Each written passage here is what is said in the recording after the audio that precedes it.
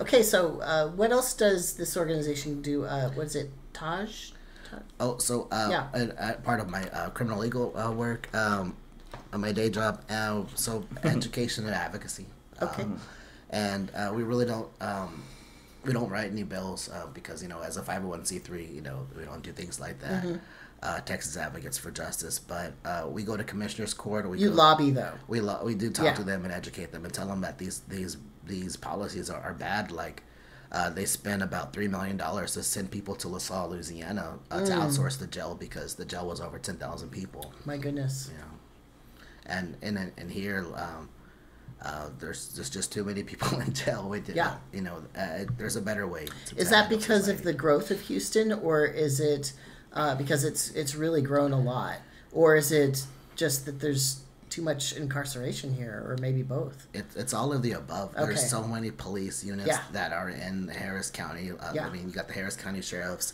You have the constables, and then you have the Houston Police Department. And then each little city has its own police department, which are feeders to Harris County Jail. Right. And the greater Houston area is just, if you look at the map, it's just little tiny towns that are just this huge metropolitan area. It's just giant. Yeah. And a big thing that I always push with the commissioners is to decarcerate Harris County Jail. And I don't mean that just to say let people out. I mean, let them out and help them, Right. Because, like... What is that called when people come back into the community? Reentry. Reentry, right. Which they tout as, the reentry programs we offer are good and it lowers the recidivism rate. But the way they're doing it now, they want to get rid of these programs. They want to get rid of substance abuse programs, a relationship development for self and for partners and for children. Do they want to get rid of them because of money reasons? Like, we're cutting the budget, or and employment training too. Exactly. I don't know. I don't know the rationale. It was actually done by probably they'll just move some money over to the police then, because then the crime rate is probably going to go up, and then we're just going to move the money over there. and really. What happened earlier in the Netherlands, in the early 2000s, they were able to close down and shut some of their jails and prisons, just by basically anticipating people's needs and saying, let's not criminalize this. Let's let people do what they want to do, but let's also offer safe things for them as well.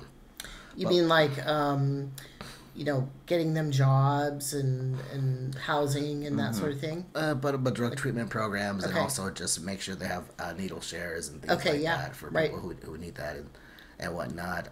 So harm reduction. And also I advocate a lot for the homeless community here in Houston, which right now in the city of Houston, if you try to feed people in front of City Hall, they'll give you a citation, or that citation could turn up to a night in jail. Okay. So wow, that's something radical that's happening. Wow. They want to push the poor out of public view because of March Madness is coming and they want more tourism, but they're aiming for the dollars, but not for the people. It's over people. Somebody told me, I was trying to schedule some of these interviews, and in other places I've been able to do them outside because they will have kind of these outdoor pavilions with tables underneath and that sort of thing.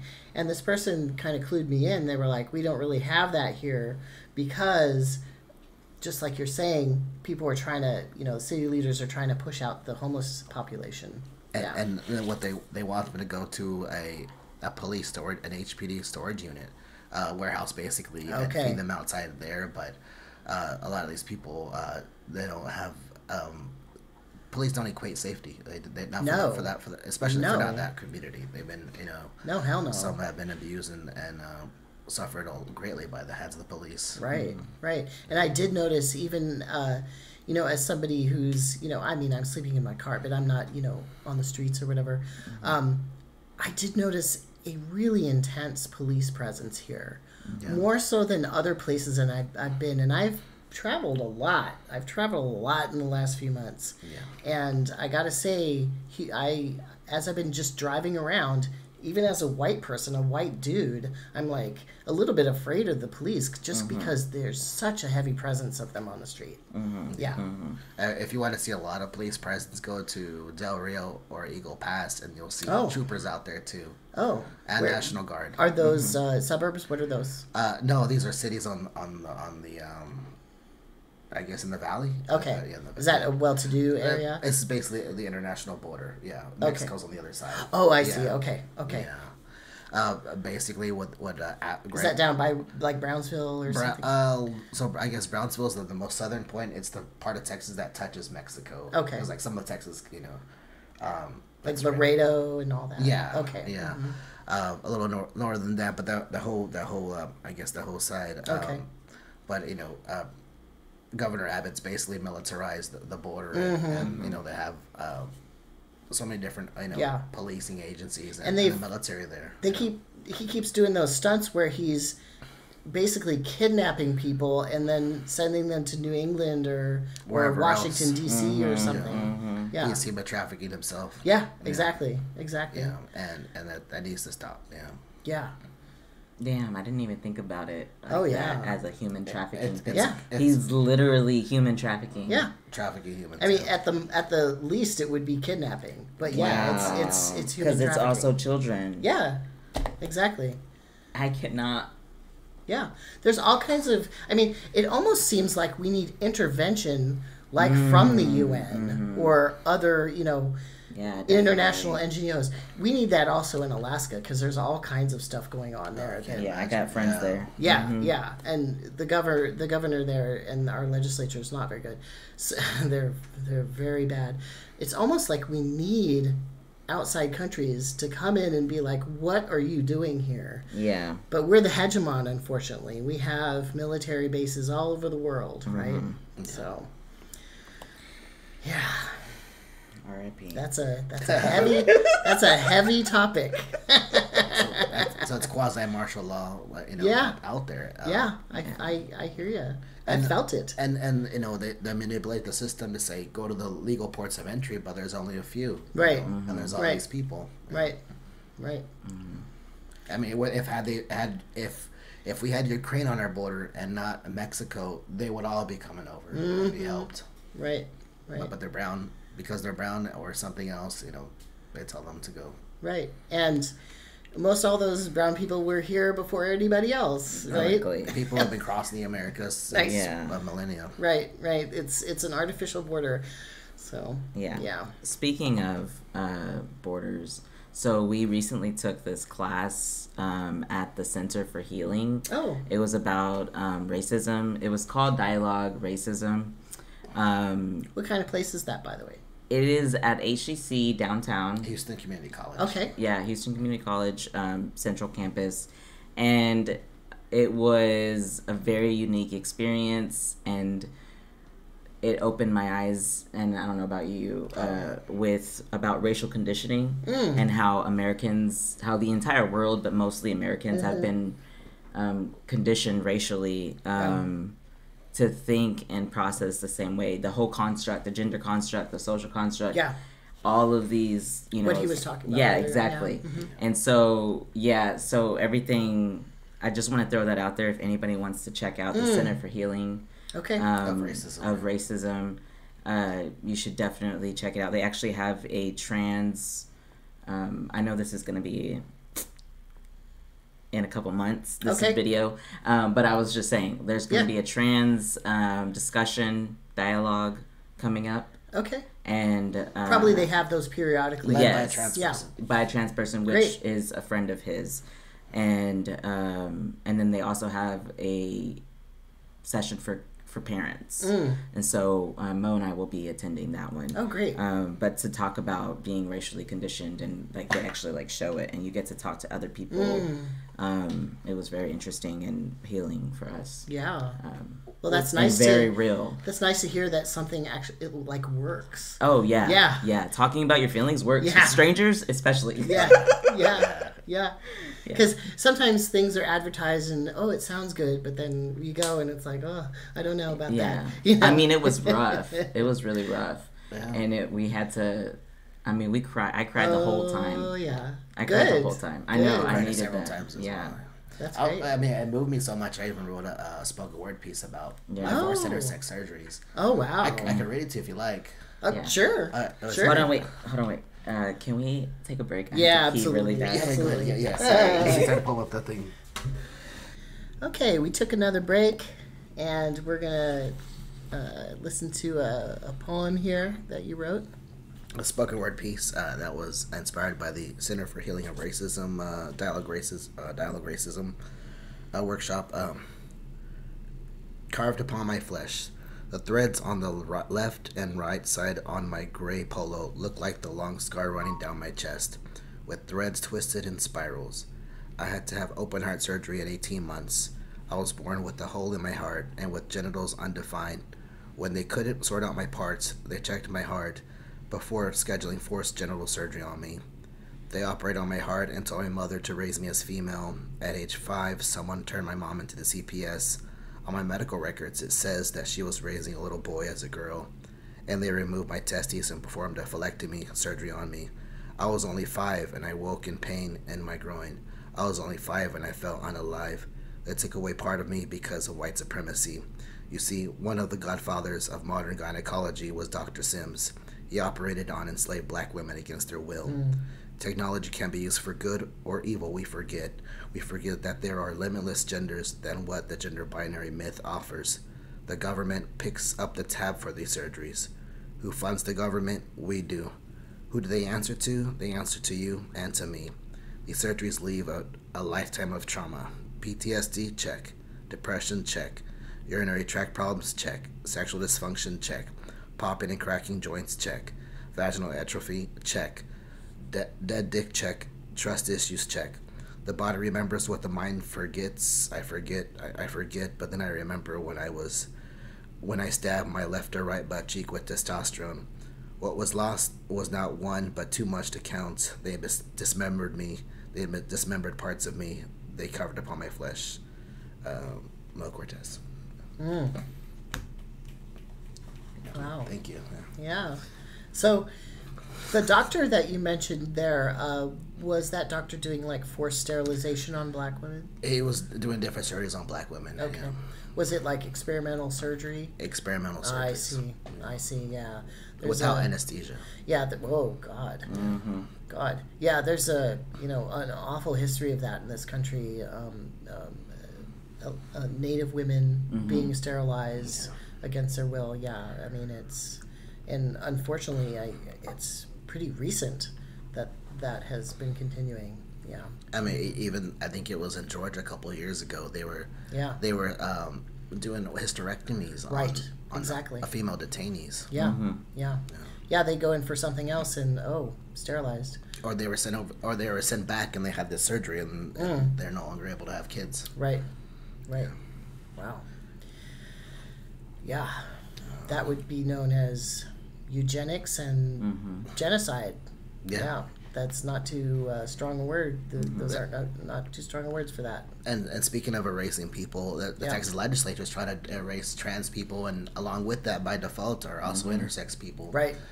Because some of us are born in different ways, and we may look too male or too female to people just because it's our hormones, or maybe maybe we're on hormones, or whatever the case is. Right. And then just the similar issues with the gender marker issue as well. Right. Of saying that my gender doesn't match who I am now, it should be something else.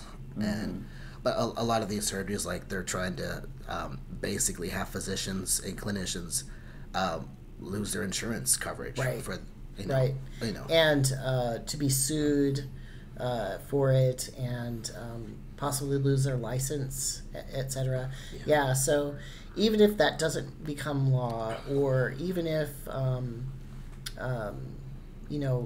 somebody isn't sued, it's a chilling effect on the medical sort of industry, I guess you'd call it, the medical system. So people will probably stop offering these services. It's the same thing they did with abortion. That's how they're able to kill abortion, is where these little specific laws. Right. Yeah.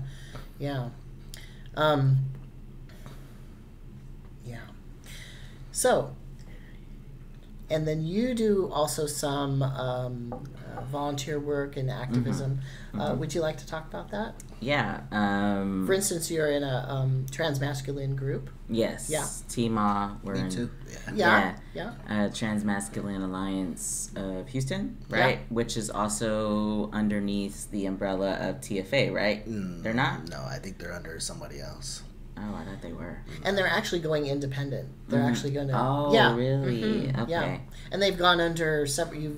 The group has gone under several different name changes, and now it's currently that TMA. Oh, okay. I'm fairly new to that group. Okay. So, yeah, but it's been fun. Yeah. Yeah. But the other big thing that I do, or I don't know if it's that big, but the art show I put on. Okay. It's called the Holy of Holies. And it features transgender, intersex, and non-binary artists from the Bible Belt, in and around the Bible Belt. Okay. So all around the South? Yes. Okay. And basically the art show represents our existence on how to live in the Bible Belt and deal with religious trauma. Yeah. And constantly, having our lives poked at and picked apart by other people who are transphobic and they don't realize that they're transphobic or have any of those issues or whatever. Okay. So from more subtle to very blatant. Yeah, the whole spectrum. Yeah. Yeah. And so we've put on 2 art shows so far, and our second art show, which was last year, actually brought in a lot of protesters. Okay.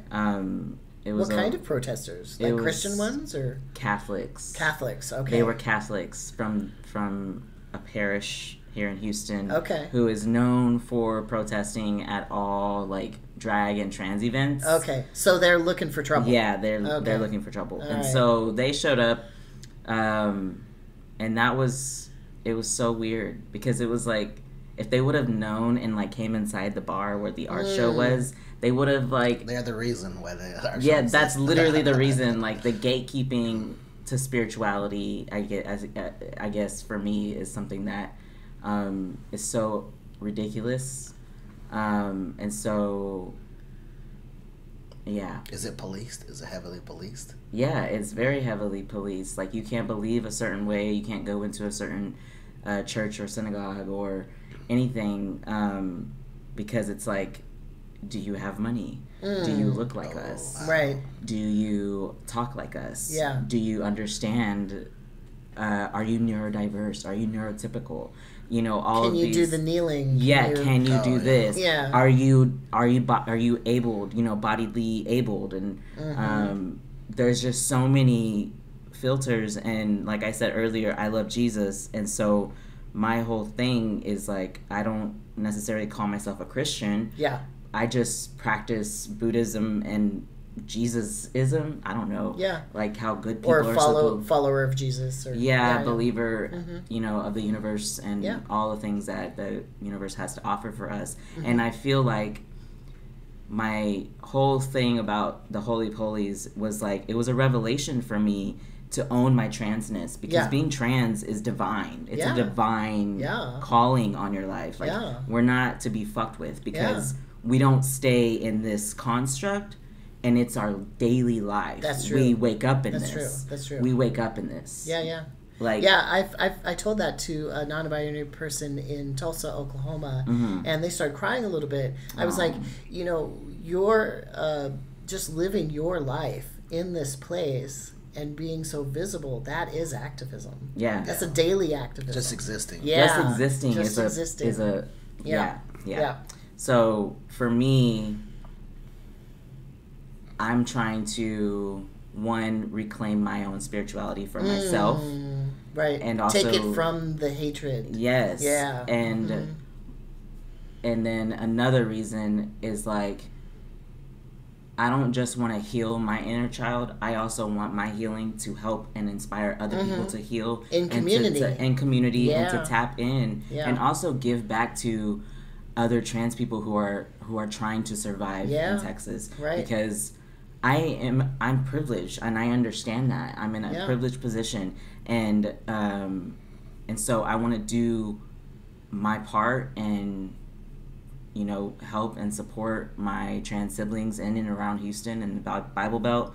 Last year. So would you say that these spaces that you're creating in this are like sacred spaces? Yes. You're sort of reclaiming a space and you're making it sacred. Yeah. So the whole meaning behind Holy of Holies, which it comes from the Bible, and basically they would have a church back then. They would have this church, and in the church they would have a Holy of Holies, which was basically like a closet. Sure. And in the closet there were 7 altars, and at each altar there was something different. Okay. And so, but whenever Jesus came, the whole thing is that priests were the only ones that were allowed to go in. Okay, yes.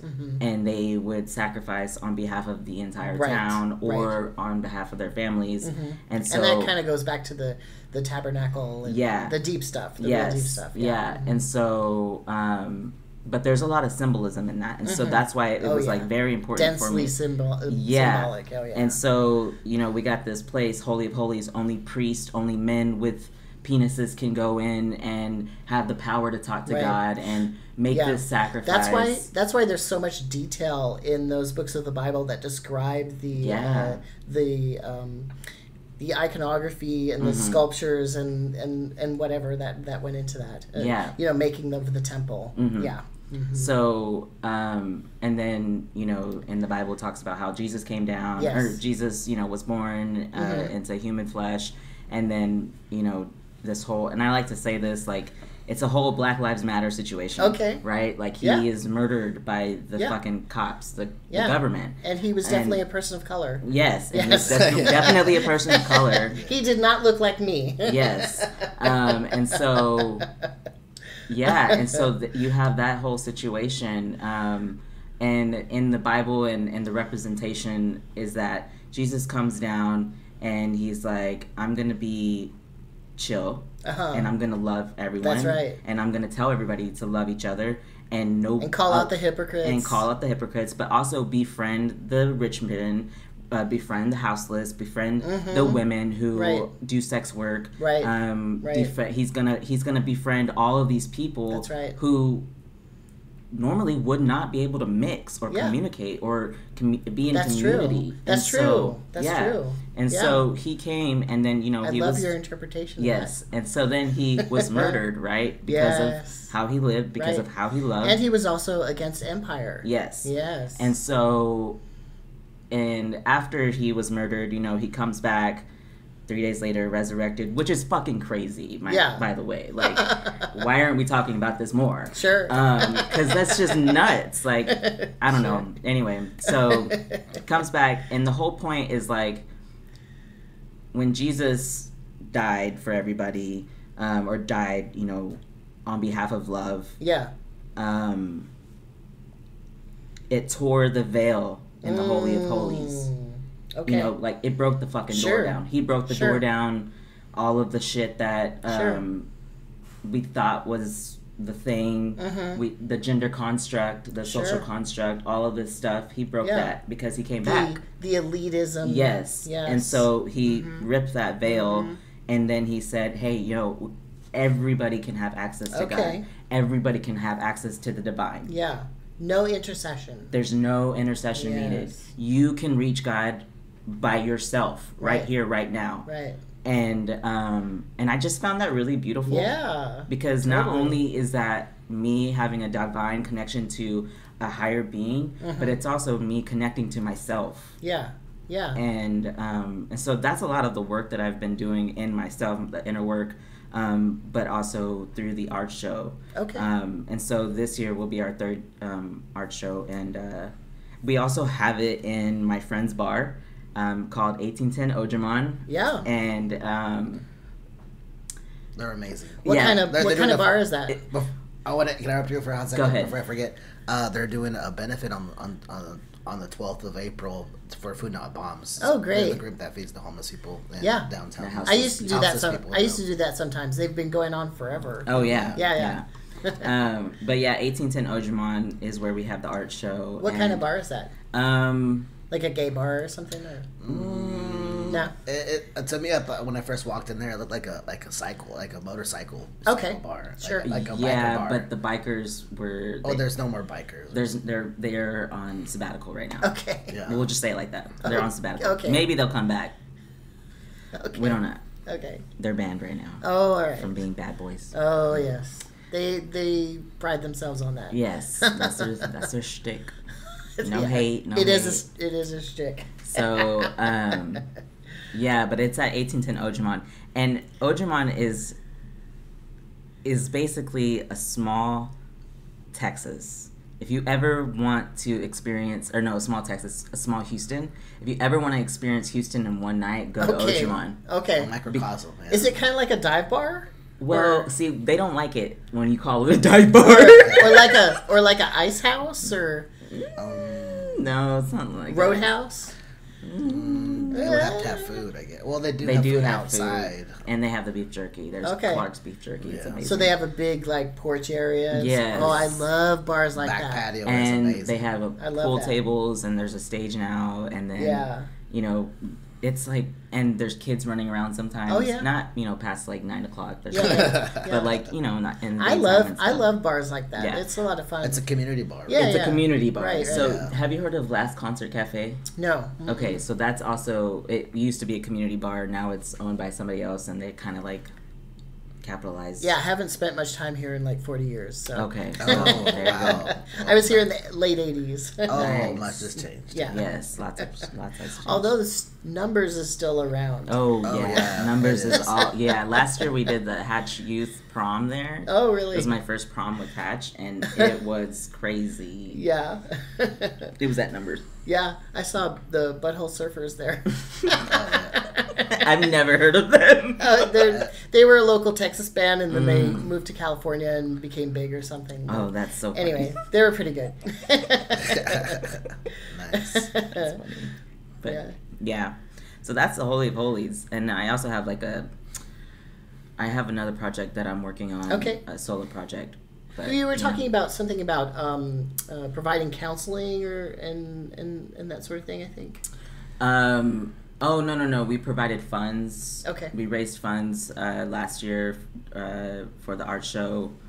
And it was for the Montrose Center for Hatch Youth. Hatch Youth, okay. And then for Montrose Grace Place. Mm-hmm. So if you're looking to support any trans youth, you can support those two organizations that are in Houston currently and actively supporting houseless trans youth and queer youth. Are those wraparound services, or is it mostly just peer-to-peer support, or what is that? Wraparound services. Okay, they have resources. They can provide you with housing, with food, clothing. Montrose Grace Place. Yeah, that's the place. Yeah, which is in the neighborhood, which is in Montrose. Yeah.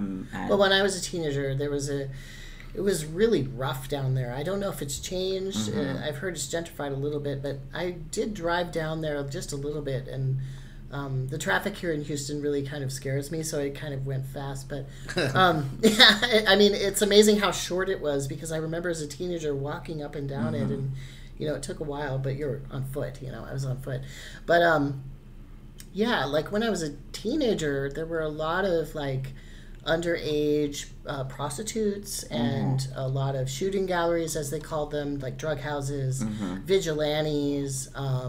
It was a really rough place, extremely rough, I would say. Yeah. Has it changed much? I mean, there's still... I've never lived there. I wouldn't know. I don't know, but whenever we drive down there... There's a lot more straights out there. That's all what I know. Really? Okay. Yeah. That's they've kind of gentrified it a little bit. Okay. Yeah, I was about to say, I was like, yeah, that's right. There are a lot of straights out there. Really? Yeah. It used to be so gay. I mean, there's so many bars down there. Yeah, it's not so gay anymore. I even volunteered at KPFT, which was in a little tiny house. Yeah. It's gone now. I know. Is it gone? They lost the station. Oh, I see. Yeah. We used to get bomb threats all the time. Oh, wow. Yeah, and because there was gay and lesbian programming. Not bisexual and trans at all. No queer and trans. Nothing like that. It was gay and lesbian. And then also we had a lot of punk and metal shows as well as recent immigrant programming, like Vietnamese, nice. Afrocentric programs. And so, you know, the kickers, they did not like that. They did not like that. So they would, you know, they would do some bad things. Yeah. Yeah. That's just crazy. Yeah. Bad old days. Mm-hmm. Speaking of that, do you all ever have to deal with that sort of thing, like KKK or sort of more obvious neo-Nazis or anything like that down here in East Texas? The reason why I'm asking that is because I was trying to find people to interview, and people kept saying, oh, the situation here in East Texas is really bad. You know, like even more so than kind of the rest of Texas. And I'm just curious about what that's about. I would say you would have to hit up people in Beaumont or in the Golden Triangle. It's Beaumont, Orange, Texas. We're in the Gulf Coast, but East Texas is further east than us. Okay. But that's where they have the Klan is out there. And they have a when I was a teenager, they had like billboards up for the KKK in Pasadena. Yeah, I've heard about that. I've heard about that. Yeah. Would that be part of that triangle that you're talking about? No, but they are that racist as well. Okay. But, I mean, I guess Pasadena would be a good place to find racists. But like they have on private property, I think it's in Orange, Texas, on Martin Luther King Boulevard. They have this the Circle of the Confederacy, so different flags of the Confederacy. So. And then there was and also in Beaumont there was a hanging tree where they would lynch black and brown people. Wow. Yeah. So they said they cut down that tree. I've been down there, and all the trees there look super old. I'm like, even if they cut down that tree, who knows about these other trees around here? Yeah, too. exactly. So that one. I think it was in 2017. They had their first black sheriff, female sheriff, Zena Stevens, and I met her and talked to her, and she was asking the LGBTQ community over there, like, what do y'all want for Pride? Because I think this was 2017 or 2016. No, this was right after the Pulse shooting happened. She was asking the Beaumont people, like... So she was being pretty proactive. She was being proactive, and she asked them, like, what do y'all want? How do y'all want police to support, or do you want them to be there or not be there? And they asked her to... That is very unusual. It is. And usually they just want to, like... You gotta have us in your parade, and like they're kind of an invading force almost. Yeah, and they slap on the rainbows on their exactly. Vehicles, right? But they said, the biggest thing you have, and there's a SWAT tank there at the Beaumont Pride Fest. Yeah. A SWAT one. A SWAT tank. A SWAT tank. Because they had threats on the parade already. Okay. Yeah, and. Yeah, that was like last year at Pride. Pride. I think last year. But the only time, maybe this is where the tension is coming from. Mm-hmm. Yeah, okay. So you guys are actually getting terroristic threats here during Pride parades. Yes. Okay. Since 2016, I've noticed. It seems like it. See that is the most time when it really pops up. Yeah. Yeah, that's unusual. I think it's happening more and more recently, though. Like, people are kind of targeting drag shows and the events where drag queens are just reading to kids, you know. Just reading a book. Yeah, to quote Queen Angelina on Instagram today, she was actually on KPRC, and they were interviewing her about... Oh, is that a radio station? No, it's a news station. Okay. And she said, I don't know why y'all keep talking about us, but thank you for, like, the free marketing. Okay. Free publicity. And she's like, thank you. Okay. Like, that's it. Which I thought was like, that's perfect because you're welcome.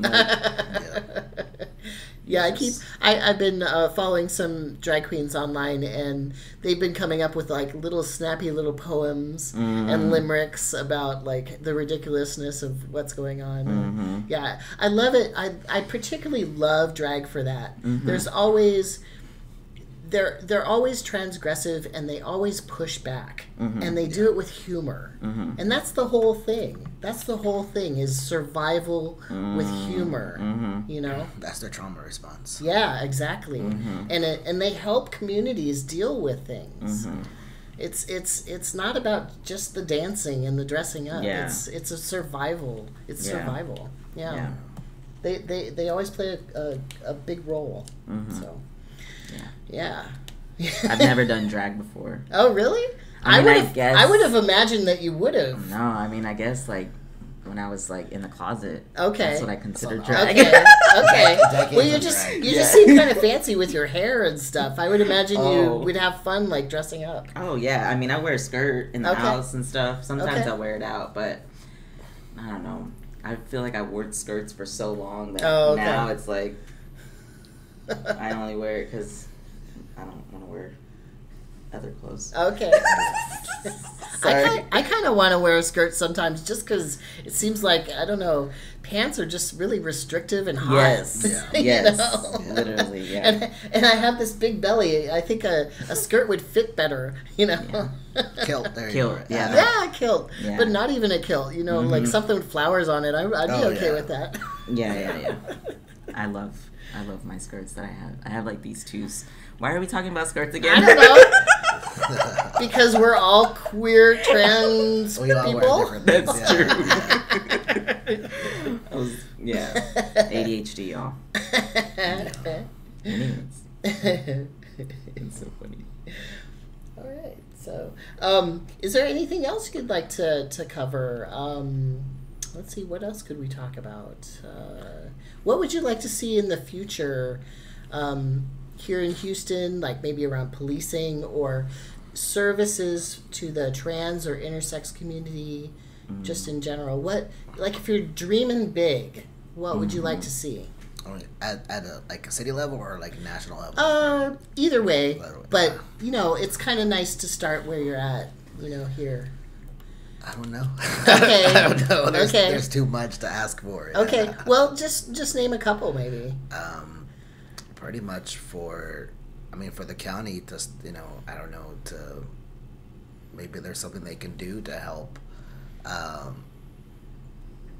Pretty much, they're not able to put an end to surgeries, but maybe there's a way.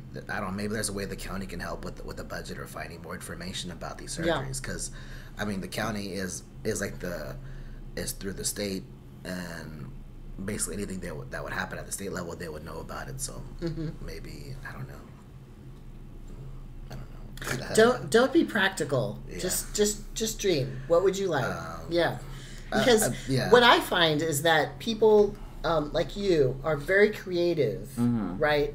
And then other people can go, oh, maybe we can work on that, But in a different, there's like different roles that people play. Right? I would say I think for intersex, trans, and even criminal legal advocates to basically get more digital organizing training. Learn how to do little videos.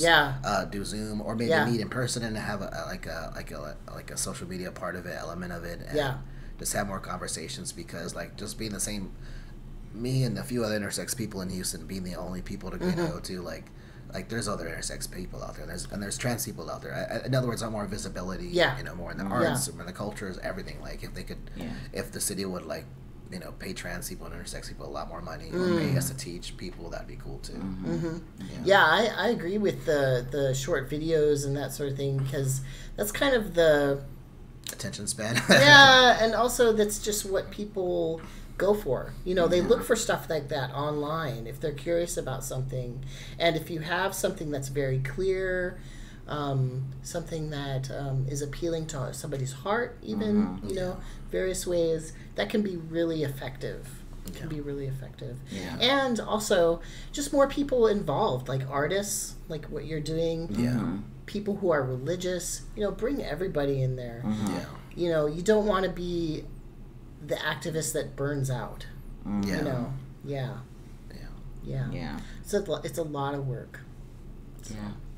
I think maybe the best feeling or maybe description I could give is is to be Houston strong. Like after Hurricane Harvey happened, we didn't call the police or 911, right? We knocked on the door next door to our neighbors, like, hey, do you need anything? Right. We're distributing kits to people, toiletries, period products, and snacks and food. We did that from our house. Some people call that mutual aid. Mutual aid. Yeah. But you know what I mean. Yeah. Like, you don't have to rely on the government, which is completely unreliable and biased. So why would you even do it? And it changes, and it's, we don't need intermediaries. Yeah. We don't. What's the word? We don't need intermediaries. Yeah. Representatives or things like that. Yeah. We could have more of a direct democracy with we all have phones. Like, even the houses, a lot of people in the houses community have phones as well. Right. So.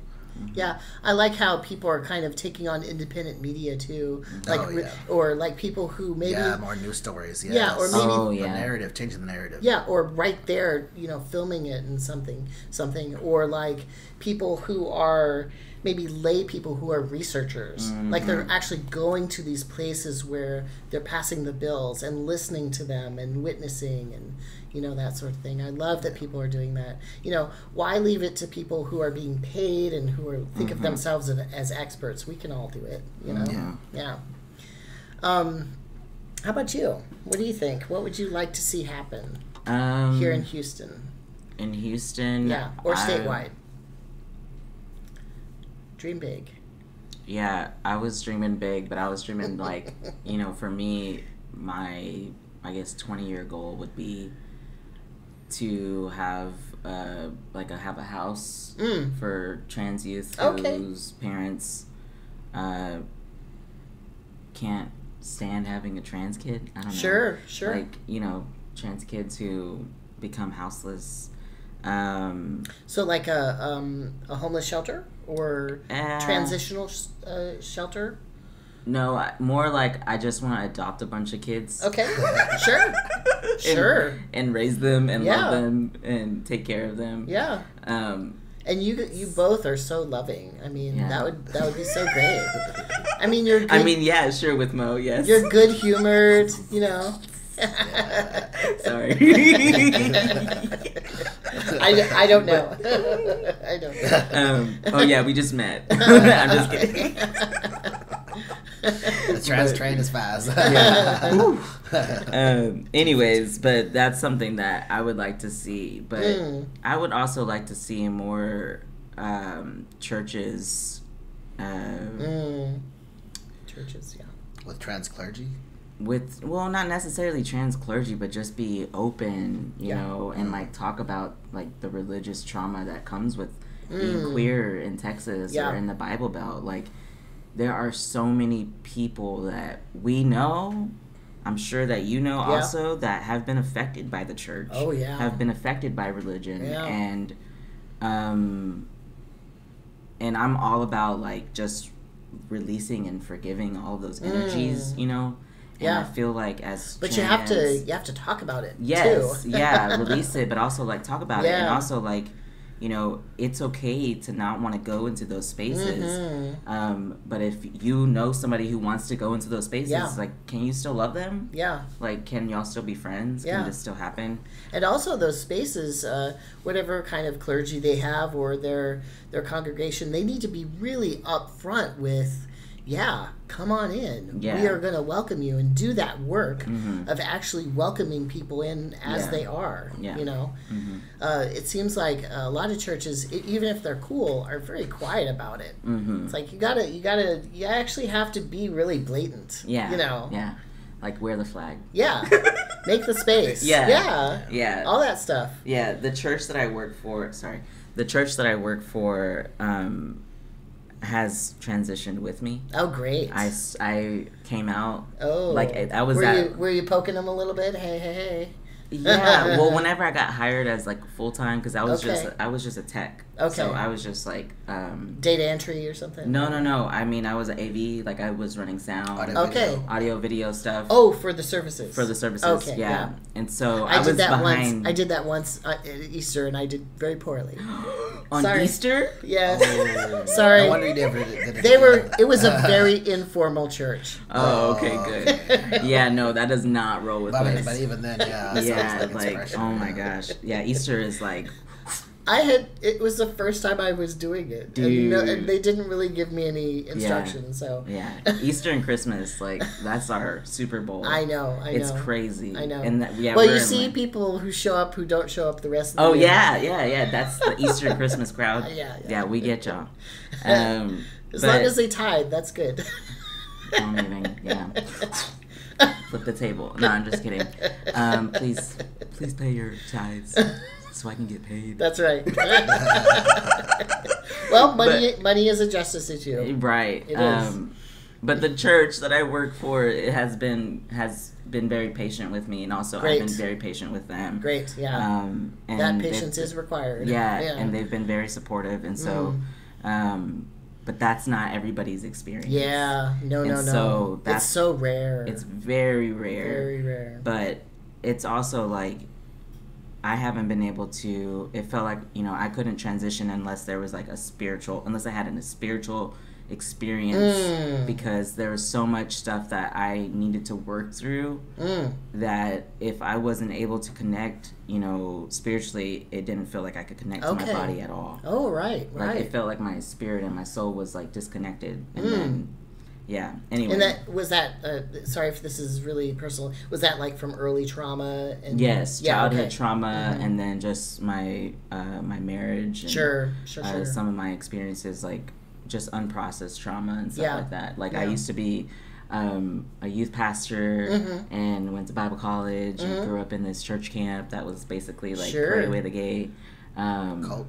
Oh, wow. And so they got exposed like 2 summers ago. Wow. Yeah, it was crazy. When you say exposed, what does that mean? Like that they do conversion therapy? Yeah, somebody exposed, like somebody actually called them out. Okay. Like online, and did a whole like profile on that. Of the abuse that they were doing. Yeah. Okay. And so wow. Yeah, I've had a lot to process and everything like that. Yeah. That's why I'm like so passionate about healing and healing religious trauma, but also just talking about it. You don't have to heal from it, just talk about it. It's so deep too. Yeah. It's so deep too. Yeah. I mean, if you're talking about spirit and like religious trauma it's very specific. And what was I going to say about that? It's interesting how much work you're doing. It sounds very subtle, but it's a lot of work. Yeah. And I don't feel like I can't not do it. Yeah. That's the thing. Yeah. And I don't know if that's OCD. Yeah. Or being neurodiverse, but like I genuinely can't not heal or talk about my connection to my body and my spirit. Yeah. Because that's just how I've... Well, you're taking what you need for yourself, and then you're expanding it to a community. Oh, yeah. That's intense. That's really intense religious work. It's really intense religious work. I'm gonna cry. I'm sorry. No, it's true. I know, it's so hard. Yeah. It's really... But it's fucking... It's really intense. I just need trans people to know, like, you are so divine. Yes. Like, we are fucking beautiful. Yeah. Like, fuck politics, dude. Like, we are existing and we're breathing and we're beautiful fucking people. Like, we really are. Yes. And, like, man, we fucking get it. And I just wish that other people would get it. Yeah. And just, like... Well, usually, like, trans people or people who are kind of in between were the center of religion, of spirituality. Yeah, and now we're kind of pushed to the side. Yeah. When we used to be in the center. Yeah. Totally. Yeah. So Thank you for saying that. You're being really revolutionary. I mean, you're really expanding things out. Yeah. It's intense. That's my art. Wow. Yeah. Yeah. I'm trying. Yeah. Yeah. That's cool. Thank you. That's cool. I wish Calvin was here. I mean, I know he is here. He's asleep. But you gotta meet him. He's a great kid. Yeah. Not to segue from that, I just was thinking, because, like, he's, like, living with he's growing with me and, like, transitioning with me, and so... And that's his art up here, by the way. Yes, that's all his art. Heart art. Yeah. And we had actually an art show for him last week. Oh, that's great. why it's there. But there was more, but they fell down. Yeah, I was wondering why were framed and everything. I mean, that's really, like, professional and stuff. Yeah, these are all the ones he's created in first grade so far. Wow. Yeah, that's cool. Yeah. I love little kids' drawings. Yeah. I used to volunteer at a soup kitchen, and sometimes, like, the kids who come in to help with their parents or whatever, they would, have drawings, and it was always so sweet to see that. Yeah. Yeah, I have an entire wall over there. Oh, yeah, I see that. Yeah. So your plan to foster a whole bunch of kids sounds like a good one. Yeah. That's my plan in like 20 years. Yeah. Totally. When I buy a house. Totally. If that's possible. Totally. It sounds like you could get a big... When that's possible. Sounds like you could get a big grant to do that. You know? Yeah. That's true. Actually. Yeah. Court those 501c3. Court those people who have a lot of guilt. That's true. There's a church right there. Yeah. Not you guys. I mean, take their money, but without strings attached. Yeah. I got you. Take that money. They do have a grant foundation at the church. Yeah. Great. Yeah. They actually, Montrose Center was trying to get a grant from them, and then it didn't work out. Yeah.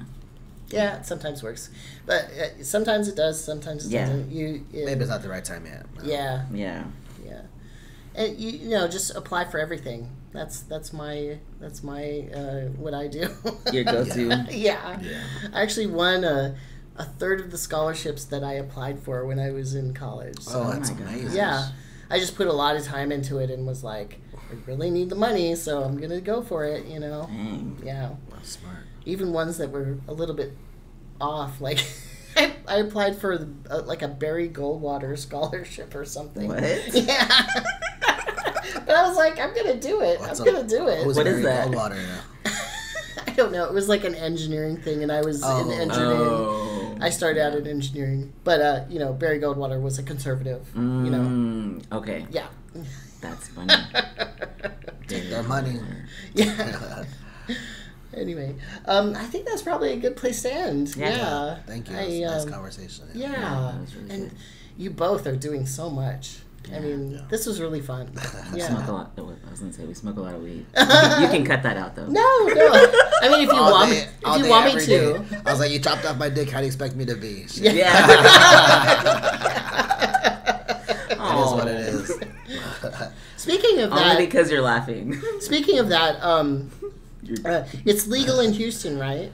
Yeah, no, but not in the state. It's or decriminalized. Medical cannabis. Yeah. Okay. Yeah. Medical cannabis. I'm smoking cannabis right now. Y'all can see it right there. THC. But then it's illegal in the state, right? Mm-hmm. Yeah, it is. This ain't Colorado. It must be a strange, like, you know, going back to the LEO thing. Enforcement and non-enforcement and people die because of drunk drivers, right? You know, if you're stoned, you're gonna stay home, or you're gonna get someone to get you a ride, or you'll just take a damn Uber, you know, eat Cheetos on the way. Yeah, yeah. Alcohol is just about the worst. I mean, goodness gracious. I recently got sober, and I will tell you, I was slowly killing myself. So I'm glad I'm off of it. Yeah, you can too. Yes, I practiced sobriety for a little bit too. If you desire, you know, whatever people want to do with their bodies. I feel like alcohol is something else, though. It's really, it's rotten. It's rotten. Yeah, it literally is. Yeah, I mean, they're squished grapes. It's true. Yeah. The mash. Yeah, the mash. The rotten mash. Yeah, I know. Have you ever seen beer brewing? It looks foamy and gross. Ugh. Yeah, I mean, I know, and it has to like have this like fermentation. Yeah, the whole fermentation. That's fucking mold, isn't it? Like I don't know. It's yeast. It's the same. It's the same category. Yeah.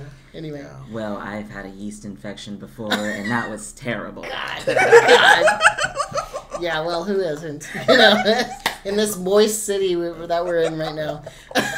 Hot and humid. Hot and humid. All right. Anyway, woo! All right. Thank you so much. You know, I'm actually going back to Austin tomorrow. Okay. I had to skip an interview, but I'm going to talk to somebody, and then I'm going up to Tyler and Oklahoma City, and then I'm going back home to Alaska soon. Wow. Yeah. Thank you. Yeah. I might sell my car, which is going to be a pain in the butt. Hi. Yeah. Because I can't drive it up there. Oh. Because I'm moving to a small town off the road system. Oh. And so I would either have to store it somewhere or... How are you going to get there? By plane. My employer bought me a ticket. Oh, wow. Yeah. That's cool. Yeah. For you and your dog? Yes. Okay, good. I have to add on my dog. Oh. It's like an extra cargo thing, and I have to buy him a new crate.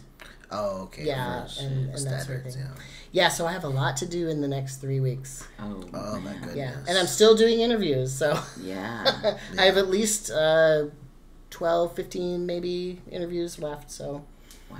Yeah. Well, thank you for interviewing us. Thank you. And coming into our home. And the work that you do, it's not hard. It's hard to. Yeah, you're like doing revolutionary It's like herding work. cats. You know what you're doing. Is Oh, also totally, yeah. totally. Especially here in Houston, Yeah. it's amazing. I've had so much trouble like scheduling. It's so interesting, and partly it's because it's so hot here. Yeah. So and there's no shade. Mm-hmm. No. I can't really do outdoor interviews because it's also very windy. Yeah. There's also no shelters. Yeah. And then every cafe is really loud because it's a boisterous city. Yeah. You know, everybody's really busy here. Mm-hmm. And then some people, live in humble circumstances and they think that I'm going to judge them. But I used to live in a cabin without water, and I used an outhouse. So Yeah. whatever. Yeah. It doesn't matter. Well, next time you're in town, we'll have to go. You can try to book Avington Ojimon. What is just that? rent it, my friend's bar. Oh. And just rent it out. Oh, Like have I it. see. We can have it open. Interview people on a stage. Yeah, on a Okay. stage or like Yeah. set up there, and we can Okay. have it closed down and stuff. But Oh, it'll yeah. have to be in the afternoon, morning. Okay. Like 10 to 12 yeah. or like 9 to 12. They don't or open something. till 5, so I guess. No, it's they open at noon now. Oh, they baby. do? Yes, Wow. baby. People Oh. like to drink. That's probably a little too ambitious for me. That sounds more your Oh, I was your just style. saying, like, if you ever needed anything Yeah, like that, yeah. we can help you find a spot. Yeah. Yeah. Yeah. That would be smart though, to have like a central spot where people came in. Yeah. But I really enjoy coming to people's houses and seeing the kids' artwork and that heart over there. And, Oh, yeah, that's his too. Yeah, all the stuff and meeting their cats and dogs, and I love it. Yeah. I love it. So, Awesome. Yeah. Thank you. All right. Good night, y'all. Good night. Night. All right.